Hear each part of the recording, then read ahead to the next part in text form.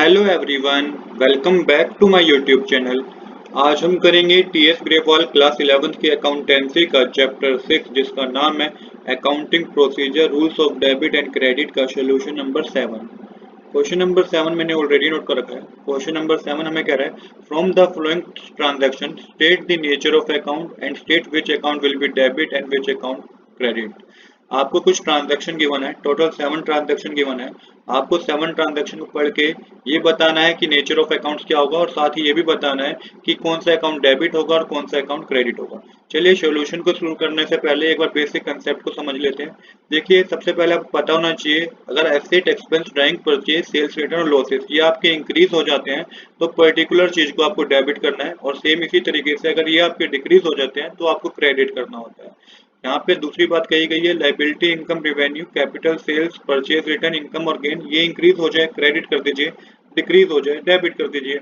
अब सबसे पहले हमें गिवन है Mannu started business with cash. अब देखिए, बिजनेस स्टार्ट किया गया कैश से, तो एक कैश की बात हो रही है और एक कैपिटल की बात हो रही है। कैश भी इंक्रीज होगी बिजनेस में, कैपिटल भी इंक्रीज होगी। जब कैश इंक्रीज होता है तो कैश एक तरीके का एसेट है, एसेट इंक्रीज होता है तो हम उसे डेबिट करते हैं, और जब कैपिटल इंक्रीज होती है तो हम उसे क्रेडिट करते हैं। तो ये चीज आपको मेंशन करनी है। कैश अकाउंट की बात हो रही है, एक तो कैश अकाउंट इंक्रीज हो गया, डेबिट कर दिया। कैपिटल अकाउंट की बात हो रही है, कैपिटल अकाउंट भी इंक्रीज हो गया, क्रेडिट कर दिया। सेकंड है ही परचेज फर्नीचर फॉर बिजनेस।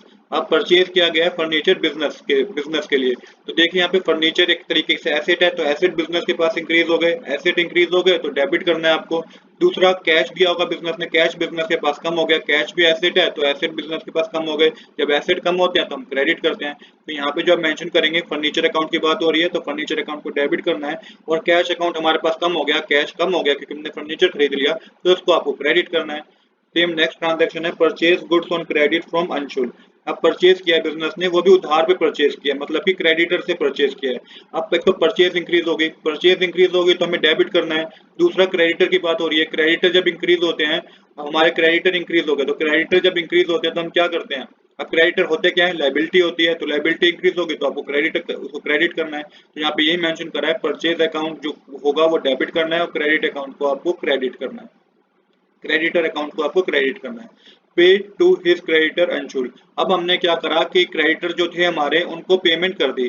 अब जब पेमेंट कर दी तो क्रेडिटर हमारी क्या होगी, लाइबिलिटी हमारी क्या होगी, कम होगी। जब लाइबिलिटी कम होगी तो हम उसको डेबिट करेंगे, क्रेडिटर को डेबिट करेंगे। और कैश हमारे पास, कैश भी हमारे पास कम हो गया और एसेट हमारे पास कम हो गया तो उसको क्रेडिट करेंगे। तो यहाँ पे यही आपको मेंशन करना है, क्रेडिटर को हमने डेबिट मेंशन कर दिया और कैश को हमने क्रेडिट मेंशन कर दिया, क्योंकि कैश हमारे पास कम हो गया, कैश एक तरीके से एसेट होता है, एसेट कम हो गया तो क्रेडिट कर दिया।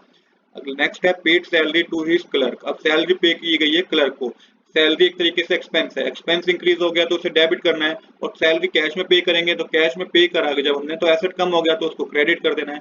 यहाँ पे आपका जो लिखना है, आपको सैलरी अकाउंट को आपने डेबिट किया है और कैश अकाउंट को क्रेडिट करना है आपको। देखिए, सब कुछ ट्रांजैक्शन पढ़ के हमें पता चल रहा है।